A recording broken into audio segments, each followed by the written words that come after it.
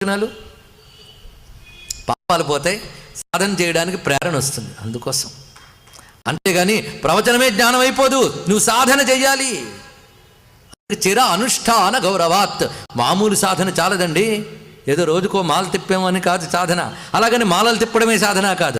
చిర అనుష్ఠాన గౌరవాత్, నిరంతరం అనుష్ఠానం చేయాలి. అనుష్ఠానం అంటే ఒక మాట ఉన్నది, చాలామంది వాడుతూ ఉంటారు అనుష్ఠానం అని. అను అంటే ఎడతెగకుండా, ఇది అర్థం. అనుష్ఠానం అంటే ఎడతెగకుండా నువ్వు దీక్షగా కూర్చొని చేసేదేదో అది, దానినే లక్ష్యముగా పెట్టుకోవడం, ఎడతెక్కకుండా చేయడం, దీన్ని అనుష్ఠానం అని అంటారు. అది కూడా గౌరవం అవ్వాలి. గౌరవం అంటే ఎక్కువ అని అర్థం. ఈ అనుష్ఠానం అనేది అంటే ఎడతెగకుండా ఎప్పుడూ చేయడం అనేది అధికంగా చేయాలి. అధికంగా చేయడం చాలా కాలం చేయాలి. ఇదే మాట పతంజలి యోగ సూత్రాల్లో కూడా చెప్తున్నాడు. సత్ దీర్ఘకాల నైరంతర్య సత్కారాసేవితో దృఢ